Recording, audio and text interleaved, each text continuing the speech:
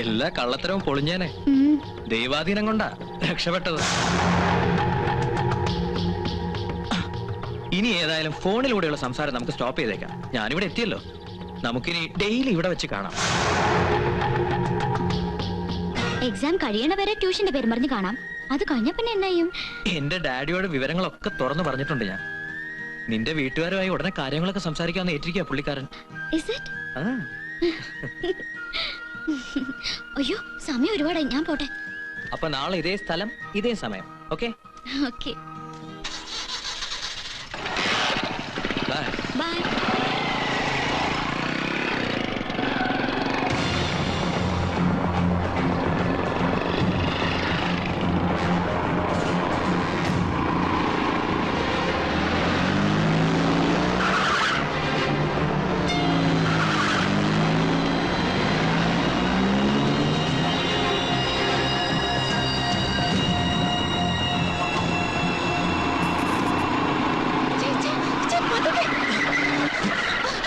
നിങ്ങൾ എന്തായി കാണിക്കുന്നത്? ഹേയ് ഒന്നുമില്ല, ചുമ്മാ ഒന്ന് പരിചയപ്പെടാൻ വേണ്ടി നിർത്തിയതാ. ഈ അവതാര പുരുഷൻ എവിടുന്നാണെന്നും അവതാര ലക്ഷ്യം എന്താണെന്നും ഒന്ന് അറിയണ്ടായോ? ഏതാടാ നീ? അത് ചോദിക്കാൻ നിങ്ങളാരാ?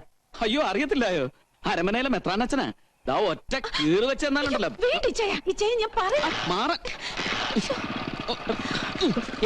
നിക്കടാ അവിടെ.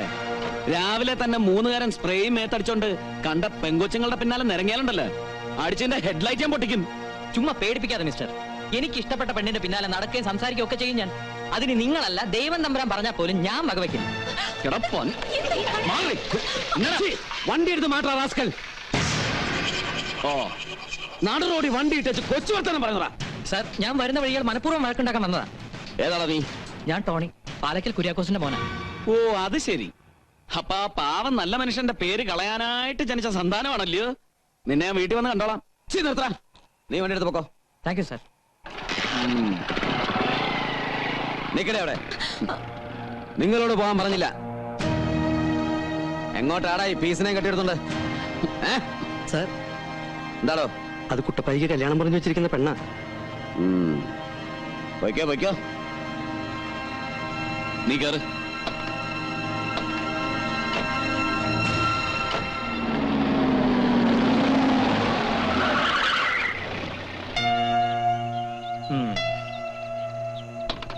ഇയാളെ കൊണ്ട് വലിയ ശല്യമായല്ലോ. ഇപ്പൊ വീട്ടിൽ വന്നിരിക്കണോ വഴക്കുണ്ടാക്കാൻ? അന്നേരം പോലീസ് വന്നോണ്ട് നീ രക്ഷപ്പെട്ടു. ഇവിടെ നിന്നെ ആരാ രക്ഷിക്കാൻ പോകുന്നത് കാണാമല്ലോ.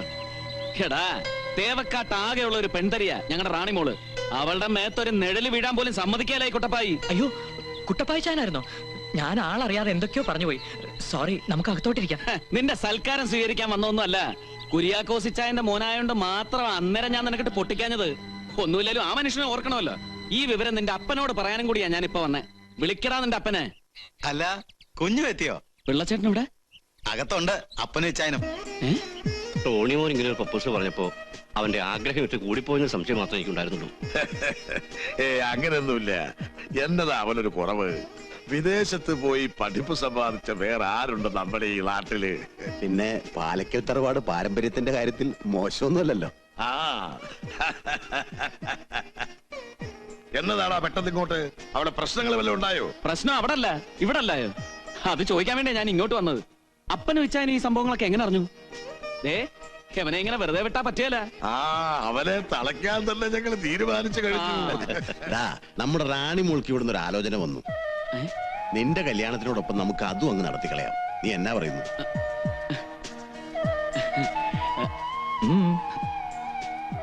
അതിപ്പോ റാണിമോളുടെ സമ്മതം ചോദിക്കാതെ എനിക്കൊന്നും പറയാൻ ഒക്കുകയല്ല. നിന്റെ സമ്മതം ചോദിച്ചോണ്ട് ആളോടാ നിന്റെ കല്യാണം ഞങ്ങൾ ഉറപ്പിച്ചത്? അല്ല. ആ അപ്പോ ഇതിനും സമ്മതം ചോദിക്കേണ്ട കാര്യമില്ല.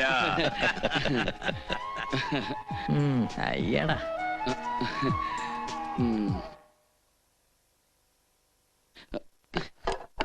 എടി റാണി, ആ ചീപ്പിങ് എടുത്തേ.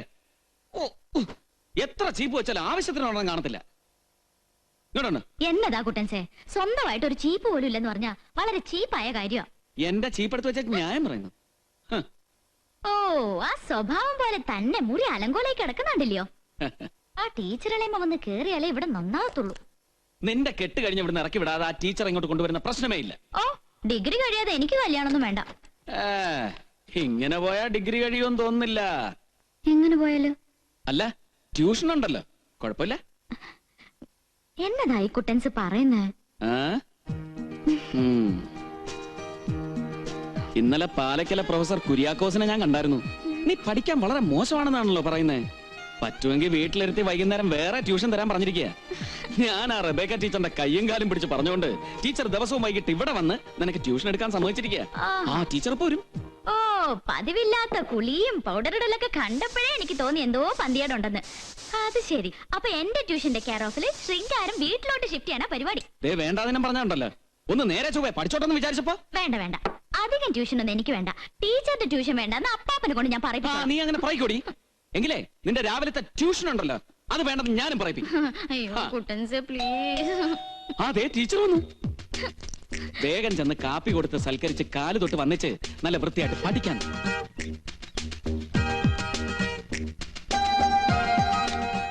ആരാ അവിടെ? ഞാനാ റബേക്ക. ആ, മോളായിരുന്നോ? റാണിമോൾക്ക് ട്യൂഷൻ വേണമെന്ന് പറഞ്ഞതുകൊണ്ട്. നല്ല കാര്യം. വാ മോളെ.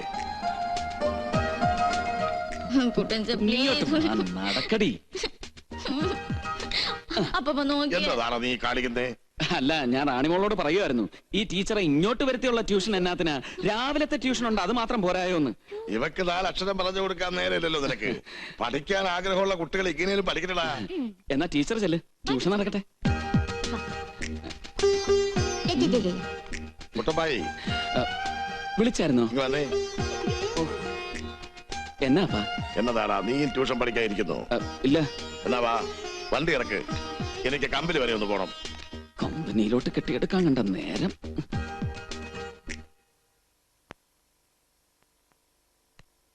ഈ കാപ്പി കുടിച്ചിട്ട് പോ. എന്നാടി നിന്റെ മുഖം ഇനിയും തെളിഞ്ഞില്ലേ? നെറ്റിക്ക് വേദന വല്ലാതുണ്ടെങ്കിൽ സക്കറിയോട് പറഞ്ഞൊന്ന് സ്കാൻ ചെയ്യിക്കണം. ഏയ്, അങ്ങനെ വലിയ കുഴപ്പമൊന്നുമില്ലാന്നേ. എന്നാ പറ്റിയാലേ നീ ഇങ്ങനെ പറയത്തുള്ളൂ. പള്ളിയിൽ നിന്ന് ഇറങ്ങുമ്പോഴും കണ്ട പെമ്പർനോത്തിമാരോടൊക്കെ പഴംപുരാണം പറഞ്ഞുകൊണ്ടേ നടക്കത്തുള്ളൂ. ചുമ്മാ അല്ല പള്ളിയുടെ വട്ടക്കല്ലെ തട്ടി തലേ തല്ലി വീണത്. ആരുടെ ദൈവാനുഗ്രഹം കൊണ്ടാണോ കൂടുതലൊന്നും സംഭവിക്കാതിരുന്നത്? എടേ, ഇന്ന് എസ്റ്റേറ്റിലെ ശമ്പള ദിവസാ. ഞാൻ വരാൻ കുറച്ച് വൈകും. പ്രാർത്ഥിച്ചിട്ടാണോ ഇറങ്ങിയേ? അതെന്നതാ, രാവിലെ ഉണരുമ്പോ പ്രാർത്ഥിച്ചാ പോരെ? എപ്പോഴും വേണോ? വേണം. കഷ്ടകാല. നിങ്ങൾ വളരെ സൂക്ഷിച്ചേ നടക്കാവൂ. എന്ത് ചെയ്യാനും മടിക്കാത്ത കൂട്ടരവര്. അതാണോ കാര്യം? ഒരു പഴങ്കഥയും പറഞ്ഞുകൊണ്ട് അവരെ ആളുകളെ വിരട്ടുന്നത് എന്തിനാണെന്നറിയോ നിനക്ക്? ബിസിനസ് രംഗത്ത് അവരെ നെറികെട്ട കളിക്കൊരു മറ, അത്രേ ഉള്ളൂ. ബിസിനസ് രംഗത്ത് ഒരാളെ തകർത്തുകൊണ്ട് മറ്റൊരാൾ വാഴാൻ ശ്രമിക്കുന്നത് പതിവാ. നീ വെറുതെ മനസ്സ് ഉണ്ടാക്കാൻ അകത്തേക്കില്ലേ? കർത്താവേ കാത്തോളണേ.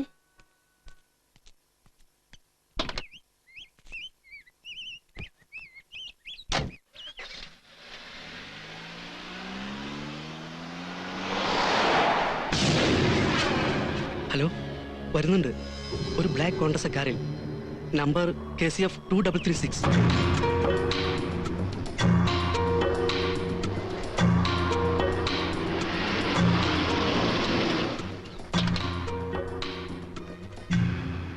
ഉൾട്ടാൻ കടിച്ചോടാ. ശരി സാർ. എങ്ങോട്ടാ? ഇന്ന് മാസാവസാനം അല്ലേടാ, എസ്റ്റേറ്റിലെ പണിക്കാർക്ക് ശമ്പളം കൊടുക്കണ്ടായോ? ഹലോ. ആ, എന്നാടാ? ആ, വന്നു. ആ, കൊടുക്കാം. ജയ, ഫോൺ. വരുന്നു. പോളച്ചന. ഹലോ, എന്നാടാ? ഇച്ചാ, ഞാൻ അപ്പനെ കൊടുക്കാം. അപ്പാ, ഇച്ചാന. ആ, നീ അത്യാവശ്യമായിട്ട് ഇവിടം വരെ ഒന്ന് വരണം. ഫൈനാൻസ് കമ്പനിയിൽ നിന്ന് ലോൺ എടുത്തവരുടെ അക്കൗണ്ട്സിൽ എന്തോ കൺഫ്യൂഷൻ ഉണ്ടെന്നാ നമ്മുടെ ആഡിറ്റർ പറയുന്നേ. ആ, എങ്കിൽ പിന്നെ ഞാൻ ഉടനെ എത്തിക്കോളാം. അപ്പനൊരു വണ്ടി നമ്മുടെ പമ്പിലേക്ക് ഒന്ന് വേഗം അയക്കണം. ആ വണ്ടിയിലിരിക്കുന്ന ക്യാഷ് നീ ഉടനെ കൊണ്ട് എസ്റ്റേറ്റ് മാനേജർ ഒന്ന് ഏൽപ്പിക്കണം. എനിക്ക് മംഗലാപുരത്തിന് 2-3 കോള് വരാനുണ്ട്. കോള് കിട്ടിയില്ലെങ്കിൽ അവർ പിന്നെയും വിളിച്ചോളും. ആ ഓഡിറ്ററൊക്കെ അവിടെ വെയിറ്റ് ചെയ്യുക. ഞാൻ പറയുന്നത് നീ ഒന്ന് കേക്ക്. എന്നാ ഞാൻ പോയേച്ചും വരാം. ഇതുകൊണ്ടേക്കോ. ഷെൽഫോൺ ഇച്ചായന്റെ ഇരുന്നോട്ടെ, അവിടെ റേഞ്ച് കിട്ടുകയല്ല. ആ, മംഗലാപുരത്തുനിന്ന് ഫോൺ വന്നാലേ 3 ലക്ഷത്തിന്റെ ഡ്രാഫ്റ്റ് ഉടനെ അയക്കാൻ പറഞ്ഞേക്കണം. പറഞ്ഞേക്കാം. പിന്നെ ക്ലീറ്റസ് വരുമ്പോ ഈ ചെക്ക് ഹാർബറിൽ കൊടുത്ത് അയച്ചേക്കണം.